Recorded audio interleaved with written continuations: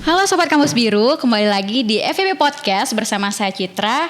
Dan di sini saya sudah ditemani oleh Bapak Wakil Dekan 2 Bidang Administrasi Umum dan Keuangan, Bapak Saipul Arni Muhsyaf SEMM PhD, dan Bapak Wirawan Suhaibdi SAKMAK. Apa kabar Bapak? Alhamdulillah baik. Pak Saipul gimana Pak kabarnya? I'm good. Oke, I'm good. Kesibukannya akhir-akhir ini ada apa aja, Pak? Bupalitan. Pak Ipul terlebih dahulu aja deh. Kesibukannya ada apa aja, Pak? Ya, saya seminggu ini sama teman-teman sebenarnya lebih banyak untuk mempersiapkan rangkaian kegiatan DIAS yang akan kita laksanakan minggu ini. Minggu ini tanggal berapa itu, Pak? Puncaknya sebenarnya di tanggal 9 dan 10 November. Jadi Sabtu dan Minggu besok itu adalah puncak kegiatan DIAS yang FEB. Wah, berarti Sabtu sama Minggu besok bakal sibuk banget ya Pak ya? Harapannya tidak sibuk tapi seru. Oke. Pak Saipul sendiri kesibukannya apa aja Pak akhir-akhir ini? Ya itu, muter-muter lihat persiapan panitia DIAS karena bagaimanapun ini ya begawi gubuk lah istilahnya. Iya benar Pak. Sasak tuh pesta tahunan kita ya, pesta untuk keluarga besar FEB. Iya betul. Sebenarnya kita ini ada topik nih Pak, topik spesial yang mungkin sangat perlu kita bahas ya. Kan seperti yang kita tahu kalau dalam beberapa hari ke depan kita akan adakan acara puncak dari Dies Natalis FEB Unram yang ke-61, betul Pak Nggih? Iya, betul yang ke-61. Tapi sebelum kita membahas ke Dies Natalisnya itu sendiri, mungkin kita boleh mengulas sedikit tentang sejarah berdirinya Fakultas Ekonomi dan Bisnis, kemudian pencapaian penting apa saja yang sudah diraih selama berdiri, kemudian kontribusi apa aja sih yang sudah diberikan fakultas kepada masyarakat secara umum nih Pak. Mungkin Pak Ipul bisa menyampaikan terlebih dahulu ya Pak. Jadi Fakultas Ekonomi itu sebenarnya tertua di Unram. Justru yang duluan berdiri itu dulu Fakultas Ekonomi ini dulu di bawah Yayasan Sangkaryang. Iya. Yayasan Sangkaryang ini yang membawahi Undikma sekarang. Oke. Yang membawahi IKIP ya kalau nggak salah. Kemudian itu tahun 1963. Terus memang tua ya. Sudah tua sekali banget. Pak. Nah itulah cikal bakal Unram di situ deh. Terus kuliah pertamanya itu dulu di Mayure. Kampusnya kuliah di Mayure. Pertamanya di tahun Mayure itu. Wow, jauh sekali ya ternyata. Sayangnya kita nggak terlalu nggak punya dokumentasi utuhnya itu sampai sekarang. Tapi secara historis kita kuliah pertama itu di Mayure itu. Waktu itu Bapak sudah masuk kuliah belum Pak? Belum lahir. Berarti Fakultas Ekonomi ini udah lebih tua dari Bapak ya? Lebih tua ada. Ya saya juga tua tapi lebih tua Fakultas Ekonomi. Terus pindah ke Pajang waktu itu. Baru kemudian Fakultas Ekonomi yang sekarang di gedung MM yang kayak bukan gedung ISD sih, sekarang sudah bagus kan. Iya. Yang gedung F kita itu. Yang satu lantai itu yang di gedung utara itu jadi kampusnya, kampus pertamanya. Terus ya di situlah semua besar itu ya, mantan Padekan juga di situ. Banyak senior-senior kita yang kuliah di situ.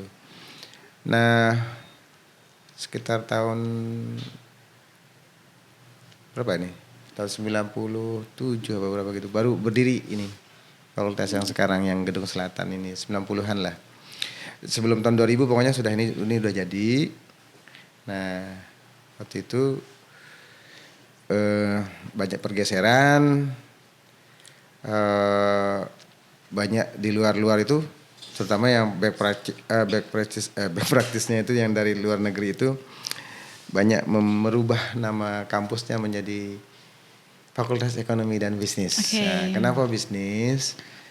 Karena akuntansi dan manajemen itu dikategorikan sebagai bisnis, kemudian ekonomi itu secara filosofi, secara keilmuan ya cukup besar sehingga harus menjadi sebuah departemen sendiri. Kemudian bisnis itu juga akhirnya awalnya manajemen nih. Iya. Nah, manajemen melahirkan akuntansi. Akuntansi, gitu. oke. Untuk ini Pak, untuk pencapaian pentingnya dari fakultas ini apa aja sih Pak selama berdiri?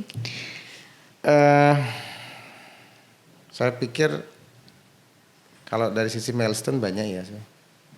Paling enggak kita banyak berkontribusi ke daerah khususnya, ke pemerintah daerah.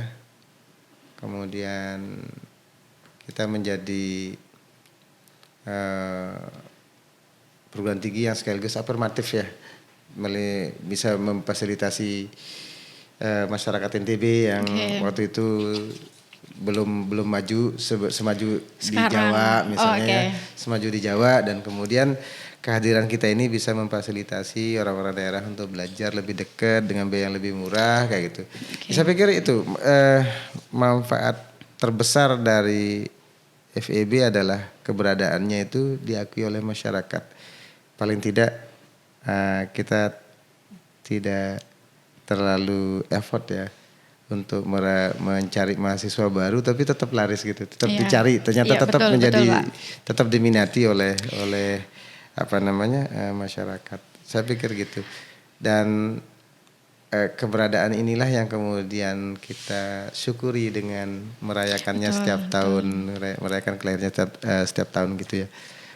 Pak Wir mungkin bisa nambah. Iya, memang di usia kita yang sampai hari ini FEB sudah 61 tahun. Kalau misalnya kontribusi secara SDM memang terasa. Jadi kalau kita lihat di Pemda-Pemda, kemudian di perusahaan-perusahaan yang skala di NTB, itu rata-rata alumni kita ada di situ. Dan saat ini mereka banyak yang sudah di posisi puncak. Puncak. Jadi secara SDM di bidang ekonomi memang sangat diakui ya, sangat diakui, banyak kontribusi kita. Nah, kemudian berikutnya di bidang usaha juga begitu. Jadi kalau misalnya kita datang ke Bank Mandiri, Bank NTB, Bank BRI, itu tiba-tiba saja kita datang di situ ada yang gitu ya Pak ya. Iya, panggil terus Pak, Assalamualaikum, cium tangan, wah siapa ini? Ternyata banyak alumni kita. Betul. Jadi itu kontribusi nyata saya pikir kiprah Fakultas Ekonomi di dalam mengembangkan SDM yang ada di NTB. Terkait dengan alumni ya Pak, sebelum kita ke sana mungkin bisa disampaikan terlebih dahulu nih terkait dengan inovasi dalam pendidikan. Mungkin dari fakultas sendiri, apakah ada program-program inovatif yang digunakan atau yang diimplementasikan untuk meningkatkan kualitas pendidikan ataupun kualitas dari mahasiswanya itu sendiri, dan apa relevansinya dengan kurikulum yang digunakan, Pak? Aduh, saya ini ngurus uang, ngurus pegawai, ngurus toilet, ngurus halaman, sekarang disuruh mikir kurikulum sama baca. Tapi gini, saya ingat pertama sekali waktu kemarin COVID ya. Sebelumnya kan kita klasikal ya, selalu di kelas ya, fisik ya, pertemuan fisik gitu. Kemudian pada saat COVID melanda, ya kita tahulah bukan hanya di Unram saja, kepanikan itu juga terjadi secara nasional. Iya betul Pak. Kerasa sekali semua tidak siap untuk distance learning dan segala macam ya.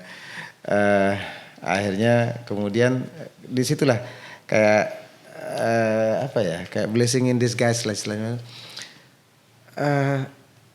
Tiba-tiba saja kita kemudian diperkenalkan dengan banyak sekali teknologi baru. Ya tentu saja itu menjadi membuka cakrawala baru kita. Oh ternyata di balik musibah ini kita juga banyak jalan-jalan baru untuk belajar tanpa harus terikat dengan ruang dan waktu gitu ya. Ya salah satunya tadi dia Spada, kemudian kita diperkenalkan Zoom. Saya ingat sekali itu mulai saya otak-atik Zoom, saya otak-atik yang lain-lain, banyak sekali itu aplikasi ya itu sampai eh, Big Blue Button ya, kalau nggak salah namanya, yang di Spada itu. Jadi semua kita akhirnya mau tidak mau harus adaptif ya betul. terhadap situasi apapun. Gitu, dan saya pikir salah satu yang berbeda dengan Fakultas Ekonomi yang sekarang ini adalah adaptasinya. Adaptasinya terhadap perkembangan dunia luar. Dan ini mungkin ya we have to say thanks kalau kurikulum Merdeka itu juga cukup memecut kita untuk lebih agile ya, lebih lincah dengan perubahan-perubahan di luar gitu. Iya betul. Dan ya sekarang kita punya podcast itu juga bagian dari itu lah. Bagian dari kampus Merdeka itu sendiri ya Pak ya. Gitu ya. Iya. Bagian dari perubahan. Oke. Terkait dengan alumni ya Pak, kan tadi sudah disampaikan juga terkait dengan program-program inovatif yang sudah dilakukan oleh FEB. Kemudian apakah ada success story atau apa gitu Pak dari para alumni kita terkait dengan pengalaman mereka berkuliah di Fakultas Ekonomi ini dan bagaimana perkuliahan mendukung mereka dalam membentuk karir mereka itu Pak? Banyak itu. Ya, mungkin ada nih dari yang paling berkesan atau yang paling barangkali saya booming sebut, gitu Pak. Barangkali perlu saya sebut yang tampak sekali kembalinya ke fakultas ya. Siapa ini Pak? Kawan-kawan yang di Pegadaian. Oke. Nah itu senior kita yang di Pegadaian tuh luar biasa. Jadi saya ingat sekali tahun 2021 itu tiba-tiba saya kedatangan tamu. Terus mengaku, saya Pak Agus ya kalau nggak salah. Alumni FEB ya Pak. Saya Pegadaian, Kanwil Pegadaian di Makassar ya, saya lupa ingat. Kalau nggak salah dia di Sulawesi pokoknya. Kemudian cerita tentang apa nih yang bisa kita bantu dan segala macam gitu. Dan beberapa tahun kemudian tiba-tiba saja datang mereka membawa kita, ayo kita bangunkan lounge. Sekarang kan mahasiswa belajarnya nggak kayak dulu lagi gitu. Kita harus ada ruang-ruang terbuka. Iya, betul, terus Pak. Ya akhirnya dibangunkan kan lounge Degade itu yang bagus. Itu kontribusinya teman-teman Pegadaian. Ya meskipun secara itu adalah CSR dari Pegadaian, tetapi dengan mereka berada di posisi penting di Pegadaian itu luar biasa kontribusinya akhirnya. Betul. Terutama pada saat penyerahan Pak Wirawan. Saya ingat sekali itu Pak Agus ya itu saya lupa Agus atau siapa. Pokoknya perwakilan dari mereka itu bicaranya gini. Ya sebenarnya nih Degade ini harusnya berada di posisi yang netral. Misalnya direktorat gitu kan apa bukan di fakultas gitu. Betul. Tapi mohon maaf ini Bapak WR2 kata waktu itu WR2 yang ada tuh. Karena saya ini alumni Fakultas Ekonomi dan Bisnis. Ya, Masya Allah. Saya jadi benar-benar insist gitu ini Degade ini ada di Fakultas Ekonomi. Dan hasilnya itu udah gitu. Nah, saya pikir itu wow, ini keren banget. Iya, keren banget kalau sih itu Pak. Kita pengen alumni, memang selalu pikiran saya gitu. Institusi itu besar karena alumninya. Iya betul sekali. Jadi kalau kita ini hanya menghantarkan saja sebenarnya kalau jadi dosen, jadi tendik, tapi institusi itu besar karena alumninya. Iya. Kita alumni Harvard misalnya, alumni UGM gitu, alumni Undram, tetap kita harus memulai dari, makanya waktu di S yang 58 itu di situ kita memanggil semua alumni untuk ayo dong temu kangen hari Sabtu gitu. Dan alhamdulillah cukup ramai waktu itu padahal baru lepas Covid kita ya. Dan luar biasa sekali. Dan mereka mulai terasa memiliki. Setelah itu kemudian kita blow up di media, di YouTube dan segala macam. Nah, akhirnya mulailah. Kalau kita tidak cerita kalau ini loh kita perkembangan kita kayak gini loh. Ya apa kebanggaannya. Jadi kita juga pengen bagaimana caranya agar mereka juga kalau punya anak, mau juga nyekolahin lagi ke Unram kayak gitu. Ya, ya jadi ada keberlanjutan gitu ya, yang betul penting. Dan sekali. alumni lah ini kunci keberlanjutan. Oke, gitu. luar biasa sekali ya Pak, ini success story-nya teman-teman dari para alumni Fakultas Ekonomi dan Bisnis Universitas Mataram. Ya sekarang Pak mungkin kita udah tahu nih, tadi juga udah disampaikan kalau ternyata banyak perkembangan ya dari Fakultas Ekonomi ini sendiri. Mungkin teman-teman sobat Kampus Biru mau tahu apa aja sih Pak sebenarnya kendala yang dialami oleh fakultas dan bagaimana caranya fakultas menyikapi kendala tersebut, solusinya seperti apa gitu Pak. Mungkin teman-teman taunya wah FEB nih ada lounge gitu kan, terus wah FEB ada magisternya gitu. Mungkin ada masalah atau yang tidak terlihat gitu. Helikopter view-nya SPI dulu. Ya, kalau melihat FEB sebenarnya tadi sudah banyak ya pencapaian-pencapaian yang yang sudah kita capai. Nah, kemudian memang tantangan itu selalu ada. Iya, betul. Tantangan itu selalu ada. Satu di antaranya memang ada peluang animo yang luar biasa untuk teman-teman yang tamatan SMA, SMK untuk masuk ke kita yang tidak bisa kita tampung. Ya, satu ya. Kenapa? Karena keterbatasan. Keterbatasan itu. Ya, sehingga mau tidak mau banyak di antara mereka yang tidak bisa berkuliah di sini. Kemudian yang kedua ya tantangannya memang terkait dengan perkembangan. Ya sekarang ini kalau kita bicara di FEB perkembangan itu banyak. Artinya kalau tadi misalnya satu di antaranya COVID membuat kita tertrigger untuk belajar luar biasa tentang IT ya untuk bisa adaptasi. Nah sebenarnya sekarang itu tantangannya tambah besar lagi. Ya bagaimana kita menghadapi mahasiswa-mahasiswa yang terbiasa dengan instan.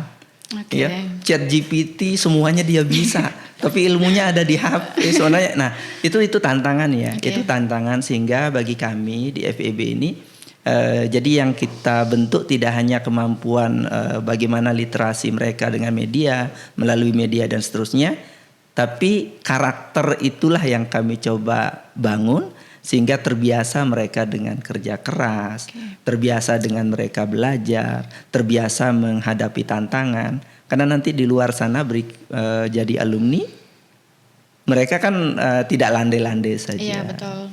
Jadi itu yang menjadi beberapa hal mungkin tantangan dan penekanan yang kita lakukan.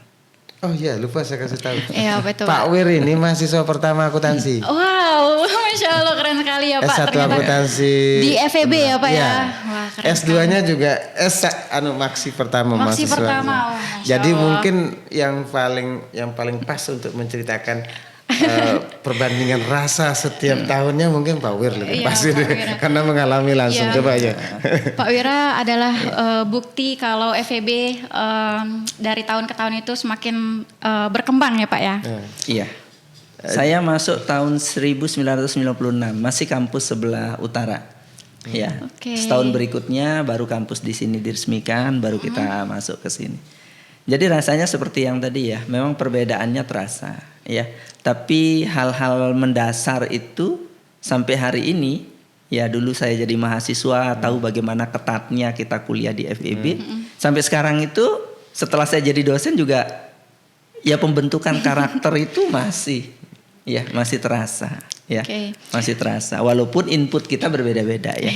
Input kita, tantangan yang terbesar misalnya hari ini ya generasi hari ini mereka sudah terbiasa dengan sesuatu yang instan. Instan gitu. Sesuatu yang instan. Oke, itu perbedaan yang paling signifikan yang dirasakan ya Pak ya. Betul. Oke. Kemudian Pak, tadi kan kita sudah banyak membahas terkait dengan sejarah FEB, kemudian pencapaiannya ada apa aja dan bahkan testimoni dari alumni juga ada. Nah, dari Bapak sendiri, Bapak berdua dari Pak Saiful dan Pak Wira, apakah ada harapan khusus nih untuk FEB ke depannya? Mungkin dari Pak Wira terlebih dahulu nih. Iya, kalau saya pribadi sebenarnya berharap lembaga ini tetap berkembang. Dan yang sekarang ini tagline kita, moto kita sudah bagus. FEB hebat. FEB hebat. FEB hebat itu spirit yang menurut saya luar biasa. Kemudian satu lagi yang kita berharap adalah ke depan ini dalam waktu dekat, mudah-mudahan semua prodi terutama yang ada di S1, S2 yang ada di bawah FEB bisa terakreditasi unggul. Itu harapan besar. Mungkin dari Pak Saiful apa nih Pak harapan terbesar Bapak untuk Fakultas Ekonomi dan Bisnis untuk kedepannya? Ya hebat aja. Mungkin ada yang lain Bapak. Harapan. Insya Allah kalau hebat ya Pak. Harmonis, etis, bertanggung jawab, adaptif. Dan terbuka. Ya kalau nilai hebat ini nyampe di keseharian kita, di pengelolaan kita, ya insya Allah unggul lah. Oke, berarti ya. Saya mau lihat FEB ini benar-benar hebat. Hebat, betul. Berarti hebat ini sangat-sangat merepresentasikan harapan banyak orang ya Pak ya, terutama kita sebagai warga Fakultas Ekonomi dan Bisnis Universitas Mataram. Oke, mungkin kita akan beralih sedikit nih Pak terkait dengan perayaan Dies Natalis Fakultas Ekonomi dan Bisnis Universitas Mataram yang ke-61 ya Pak ya. Saya mau tahu nih Pak, mungkin untuk Pak Wira ya, untuk tema utama dari Dies Natalis Unram, Dies Natalis FEB Unram yang ke-61 ini apa sih Pak? Kemudian maknanya apa gitu? Ya, untuk yang ke-61 ini memang kami lebih mengangkat satu tema tentang kearifan lokal. Ya, budaya-budaya lokal yang nanti bagaimana itu bisa menjadi spirit kita ya untuk masa yang akan datang. Ya, sehingga di kegiatan-kegiatan yang kita laksanakan nanti di hari puncak itu juga menampilkan berbagai kekhasan lokal. Dalam konteks Sasambo lah kalau kita ya. Jadi ada Sasak, Sumbawa dan Bojo itu coba kita tampilkan ya, baik dari sisi budayanya, kulinernya. Jadi kita supaya jangan sampai melupakan ya hal-hal bagus yang ada di lokal. Jadi sehingga tema yang kita angkat itu adalah empowering generation through culture for a better future. Jadi itu tema besar kita. Jadi bagaimana kearifan lokal ini itu bisa kita tarik ya untuk bagaimana kita maju ke depan yang lebih baik.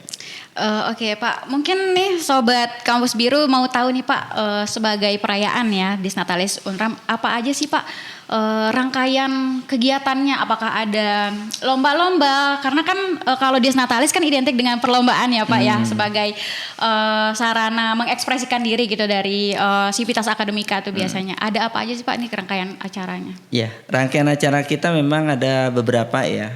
Lomba tentunya ada ya. Lomba itu ada beberapa. Satu, kita misalnya melaksanakan lomba voli.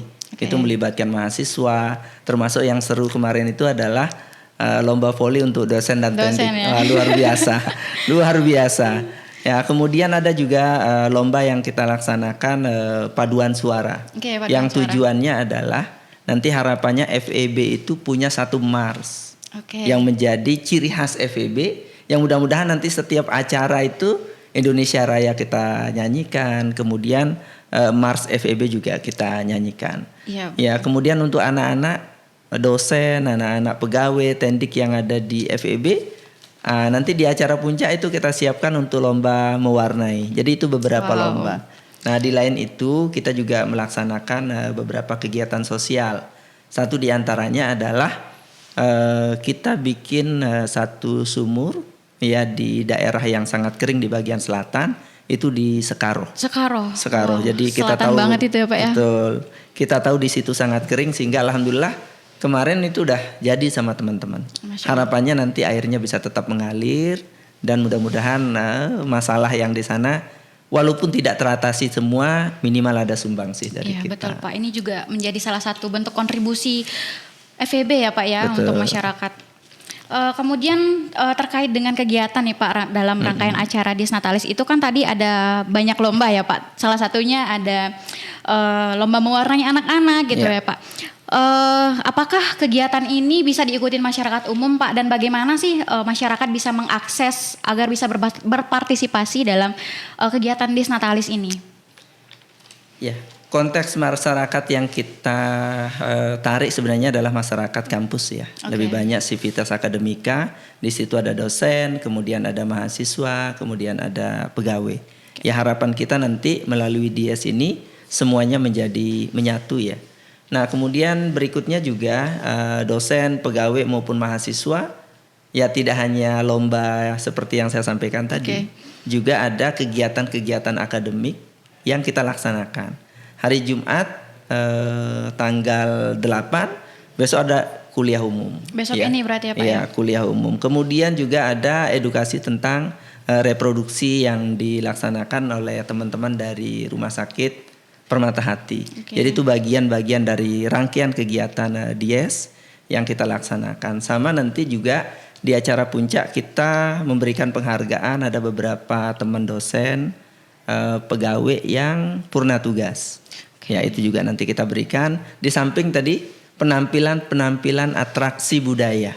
Ya, dari berbagai tempat, ada yang dari Lombok Timur, ada yang kota, macam lah nanti yang itu nanti yang tampil itu siapa aja Pak? Dari siapa aja? Apakah dari mahasiswa atau?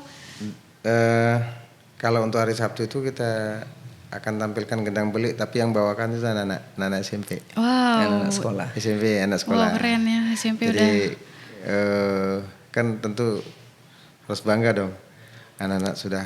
Iya, betul Pak, betul. Jadi itu yang akan muncul yang akan tampil di hari Sabtu. Hari Sabtu itu ya Pak ya? 2 ya, kalau nggak salah Lombok Timur juga Sabtu ya. Lombok Timur juga Sabtu. Wow. Ada atraksi budayanya. Nah, di hari Minggu juga dari SMP juga dari Kota Mataram. Dari salah satu SMP di Kota Mataram ya Pak ya? Kita sengaja memang menampilkan yang pelajar untuk menunjukkan bahwa ini loh, kultur kita tetap terjaga sesuai tema. Oke, betul. Nah, untuk ini Pak, antusiasme gitu dari para sivitas akademika itu bagaimana sih Pak? Baik itu dari dosen, tenaga pendidik, kemudian mahasiswa, dari alumni bahkan atau dari mitra, kemudian masyarakat pada umumnya itu bagaimana ya Pak? Sejauh ini karena masih dalam rangkaian ya. Kalau kita lihat dari lomba-lomba yang sudah berjalan, itu dari mahasiswa sendiri luar biasa. Luar biasa. Saya memantau itu untuk volinya sendiri itu 3 hari belum selesai. Belum selesai. Seru ya Pak ya? Seru sekali. Kemudian tidak kalah yang tadi saya bilang voli mungkin untuk teman-teman tendik, teman-teman desen. Itu pakai poliplastik. Itu sampai jatuh 2 kali bangun lagi, luar biasa ya. Jadi alhamdulillah, jadi dari rangkaian kegiatan yang sudah berjalan ini, istilahnya fun game lah ya. Fun game. Antusiasnya bagus ya, antusiasnya kami lihat bagus. Tinggal nanti yang di hari puncak Sabtu dan Minggu tadi penampilan budaya, dan di situ nanti teman-teman kita yang mahasiswa juga banyak mengisi acara. Wow, banyak sekali mengisi acara. Nah, disitulah talenta mereka nanti akan dipertontonkan lah. Jadi nggak mau sebelum saya itu? Iya. Pukul kendi itu. Pukul kendi, lomba. Yang itu kan salah satu permainan tradisional kita dulu waktu kecil kan. Jadi kendinya kita gantung, diisiin air gitu. Terus kita tutup mata, gitu kan. Terus kita jalan, diputar-putar dulu, terus jalan. Itu terus dipukul jadi gitu ya Pak ya? Kalau nggak kendinya kita siapkan nih. Kendi hunter. Bagaimana Ketua? Bagus itu Pak, bagus. Kan hanya dia tidak berisiko karena hanya 1 orang toh, 1 orang itu. Jadi dia kecuali kalau ada beberapa terus ya ini khawatir kita saling pukul nih, susah kita kendalikan. Kalau 1 orang kan enggak bahaya. Ya jadi memang kemarin kita itu bukan ribut sih, antusias untuk menampilkan permainan-permainan masa kecil itu kayak lari karung lah, tari tambang lah gitu Pak. Nah kalau saya tuh pengen lihat pukul kendi lagi sih sebenarnya. Iya, karena kan ada mini gamesnya ya Pak ya. Iya ya, kayak gitu, itu yang istilahnya itu on the spot Pak, lah, besok. yang on the spot lah gitu, yang dadakan sifatnya. Nah itu pengen pukul kendi itu Pak Wirayu dong. Boleh Pak, boleh. Supaya lebih seru besok itu ya Pak ya. Yang penting kita happy, kita senang. Jadi kita beli kendi ke Banyumulek. Ya, jangan lupa. Gimana Red? Siap. Pokoknya saya mau pukul kendi ya. Iya. Kemudian Bapak, saya penasaran nih Pak, untuk para alumni, apakah ada bentuk dukungan atau apa gitu dari alumni, kemudian kolaborasi terutama untuk kegiatan Dies Natalis ini, apakah ada kolaborasi dengan pihak-pihak terkait, baik itu pemerintahan ataupun instansi-instansi lain? Saya pikir 60-80% ini kayaknya kontribusi dari eksternal. Wah, keren banget ya Pak. Karena maaf nih, ya FEB ini besar. Iya betul. Tapi fungsinya afirmatif ya. Jadi kita tidak menyekolahkan anak-anak gedongan di sini. jadi kalau menggunakan sumber dana internal tentu akan sangat terbatas. Iya betul. Secara sejarah loh ya. Saya pernah dengar nih Prof Mansur Maksum itu pernah cerita gini. Umur kita itu Unram tuh sama dengan Brawijaya. Barengan berdirinya sama-sama tahunnya gitu. Cuma Brawijaya ini karena lahirnya cukup gizi gitu kan. Jadi dia ngebut gitu. Nah, Universitas Mataram karena lahir di NTB, waktu itu busung laparnya banyak segala macam gitu kan. Jadi lahirnya tuh kurang gizi. Jadi memang wajar kalau pertumbuhannya di bawah Brawijaya. Tapi tetap kan pertumbuhan itu kan ada apa istilahnya ya, pasti akan ketemu puncaknya gitu kan. Pak.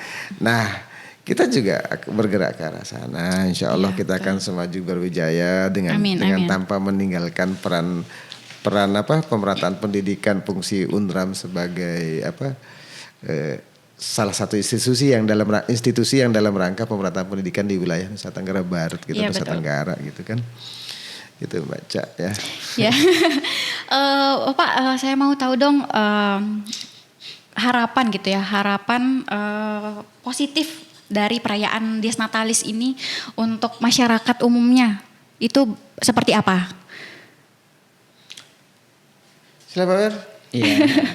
Jadi harapan kita Mbak, karena ini kita sudah di umur 61 tahun ya. 61 tahun ya, harapan besarnya itu adalah kita berharap kampus FEB ini semakin maju ya, semakin hebat dan unggul. Itu harapan besarnya. Nah, itu nanti ditopang dengan bagaimana kita bersinergi antara teman-teman yang di dalam ya, dosen, kemudian pegawai, mahasiswa. Itu kalau kita bersama saya yakin bisa semua. Betul. Ya, sehingga kontribusi kita nanti bisa maksimal lah. Iya, lebih besar lagi berkontribusi terhadap pembangunan SDM yang ada di NTB. Mungkin ini khusus ya Pak ya. Tadi kan saya sempat tanyakan terkait dengan harapan untuk FEB ini Pak. Kalau harapan untuk Dies Natalis UNRAM untuk tahun-tahun berikutnya ini Pak, mungkin ada harapan khusus? UNRAM. Dies Natalis FEB. FEB apa UNRAM? FEB UNRAM. Karena hampir barengan nih. Iya, Dies kita itu. Oh iya, betul. Jarak FEB ini jarak berdekatan ya Pak. Harusnya kita tanggal 17. 17. Yang pas lahirnya itu 17. Oke. 17 November. Cuman ya memang selalu terayakannya itu entah awal Desember atau ujung November gitu kan. Iya. Terus kemarin kita mau coba ambil tanggal 16 juga. Pasti benturan sama sana kan gitu. Karena kan cikal bakalnya barengan nih. Yang sana 60, kita kan 61 gitu kan. 62 sana, kita 61. Iya. Gitu. Jadi apa nih Pak? Harapan untuk Dies Natalis ke depannya? Dies Natalis untuk tahun-tahun berikutnya itu Pak? Mungkin gini ya. Kalau ke depan tetap alumni engagement itu. Oke, alumni engagement ya. Setiap Dies Natalis, harapan saya adalah mereka itu setiap perayaannya itu dihadiri oleh alumni sebanyak-banyaknya. Okay. Atau paling tidak mengirimkan pesan atau apapun bentuknya, bentuk kehadirannya. Jadi para alumni itu hadir kembali ke kampusnya. Kalau saya harapannya sekali lagi bukan tentang bukan tentang dananya yang kadang-kadang mereka memang kontribusinya luar biasa. Tapi tentang alumni itu kalau versi saya pribadi, kunci kemajuan lembaga. Okay. Karena kita banyak bisa bercerita tentang otokritik kita mungkin melalui alumni gitu kayak gitu ya. Iya. Kalau saya alumni sih. Oke, dari alumni. Kalau dari Pak Wira mungkin ada harapan untuk Dies Natalis tahun-tahun berikutnya, Pak? Tahun berikutnya memang hampir sama, Mbak ya. Bagaimana kita meningkatkan lagi peran alumni itu yang paling pokok. Saya rasa itu kata kunci kalau kita mau maju lah ke depannya, mau maju. Sehingga alumni kita ini kan tersebar sebenarnya alumni ini. Ya, tersebar luar biasa. Sampai Eropa. Iya, yang sampai hari ini kami lihat belum maksimal untuk bisa berkontribusi ke kampus kita. Oke. Untuk para kakak alumni kita tunggu ya besok di tanggal 9 dan 10. Ini saya Prof Akram pernah jalan, saya kan sering jalan-jalan Prof Akram tuh. Pas di Kedubes di Polandia apa mana? Tiba-tiba ada cewek yang ngampiri. Pak dari mana? Dari Lombok. Wah saya dulu tuh kuliah di Universitas Mataram. Tiba-tiba sudah ngomong di situ. Mungkin sudah jadi warga asli sana sih. Wow. Terus banyak sebenarnya alumni kunci kita banyak sekali. Championnya sudah banyak untuk FEB. Kalau yang ketemu Prof Akram itu manajemen dia. Manajemen dia. Terus jadi duta besar ada. Oh, pernah tahu? Duta besar tahu? Oh, belum tahu itu Pak. Yang di Dubai. Di Dubai. Ya. Wow, keren sekali. Itu pernah jadi duta besar ada. Terus ya ini kita belum membaca lagi nih terakhir ini. Tetapi menjadi direktur marketingnya PT PAL, tahu PT PAL? PT PAL. Yang bikin kapal selam apa gitu. Wow. Kayak itu kan juga alumni kita. Alumni gitu. Pak Wilgo, FEB ya Pak. Wilgo Zenar gitu. Banyak alumni kunci kita yang bagus gitu ya. Itu ya. Oke, mungkin ini terakhir ya Pak ya untuk saya mau tahu nih Pak, mungkin bisa berbagi juga untuk sobat kampus biru kita yang ada di rumah. Apakah ada pesan khusus untuk perayaan Dies Natalis FEB Unram yang ke-61 ini? Mungkin Bapak Wira terlebih dahulu sebagai Ketua Umum Panitia Dies Natalis pada tahun ini teman-teman. Iya, mungkin pesan saya kepada teman-teman alumni dulu ya.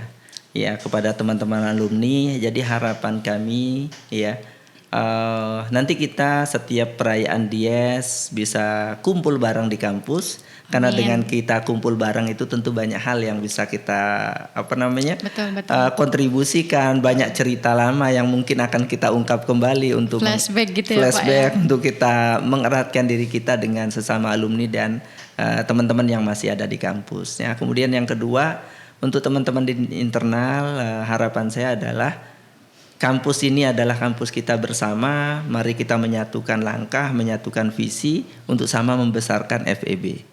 Itu saja Mbak. Oke, luar biasa sekali nih pesan untuk kegiatan Dies Natalis dari Pak Wira ya selaku Ketua Umum Panitia pada tahun ini. Kemudian mungkin dari Bapak WD kita tercinta. Ya, datang. Meriahkan. Kita sambil menikmati lah sedikit-sedikit perubahan yang tidak banyak. Tetapi kemudian kalau ada sesuatu yang belum kita rubah bisa dikasih input, bisa dikasih kritik gitu kan. Kritik yang membangun tentunya. Saya malah dulu berpikiran begini, daripada nganggur-nganggur di luar alumni ngumpulnya di kafe-kafe. Kenapa enggak di kafe kampus saja gitu. Jadi situasi apa yang menyeramkan dari kampus yang berkerut keningnya itu berusaha kita rubah. Kenapa? Gedung A itu sekarang kan berubah. Akademik atmosfernya jalan, terus kenyamanan juga jalan. Memang tujuannya itu. Kita mau merubah image bahwa orang begitu datang ke kampus kita ini dia langsung merasakan tidak melihat kening yang berkerut gitu kan. Tapi melihat mahasiswa sedang belajar di tengah ruangan yang nyaman. Terus dengan space yang terbuka gitu, tidak sumuk ya, tidak apa istilahnya, padat kayak dulu ya. Betul.